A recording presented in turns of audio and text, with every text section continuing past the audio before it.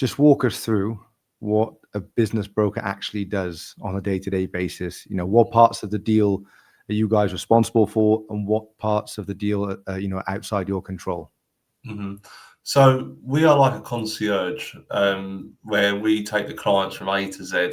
So we, at first, and only qualified business values should do this, but all business brokers do this, and Vamos, we're all qualified values here. But first, we give indicative value based on different methodologies on what the business is actually worth and what it's likely to sell for. Once the client signs up with us, we start preparing their information memorandum or confidential information memorandum, a CIM, which is basically a marketing brochure for layman terms. Some people do like 20-page glossy brochures. We do about half an A4 page, if I'm honest with you, because we want to keep it short, sharp, sweet. Because I was a business, but I just flicked through them anyway to get to the financials or the stuff I was particularly interested in. Then we present it to market. So with myself, I've got a private buyer network through 5D as well, and other forums and communities, as well as publishing it on websites like BizBuySell, BusinessSale.com, RightBiz, all the typical business listing sites you see. And then on my private network, as well as LinkedIn and Facebook groups and whatnot. And then we gauge basically buyer interest. We vet the buyers. We get them to sign non-disclosure agreements. We re-vet the buyers. We're quite stringent on vetting. And I'm not against a new kid on the block who maybe wants to leverage buyer business, but I want to know more about them, their CV, why they're interested in this business.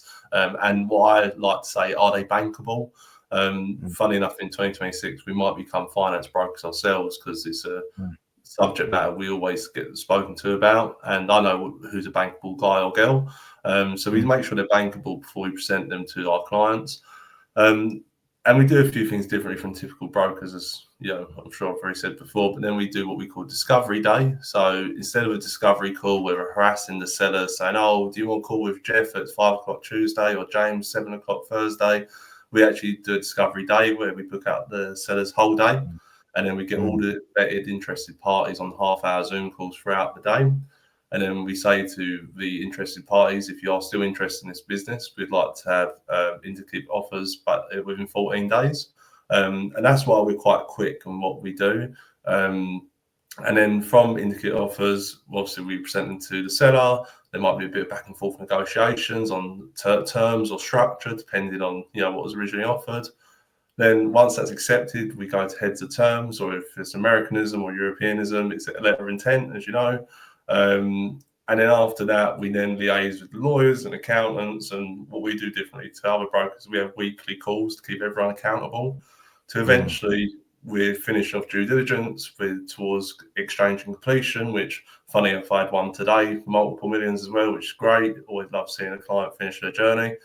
So in our job, we have to understand everyone's role, and that's the buyer, the seller, the accountant, the lawyers. So I have to speak multiple lingos and sometimes translate that in layman terms for the seller who's, it might be their first time ever selling a business, or the buyer who might be their first time ever buying a business.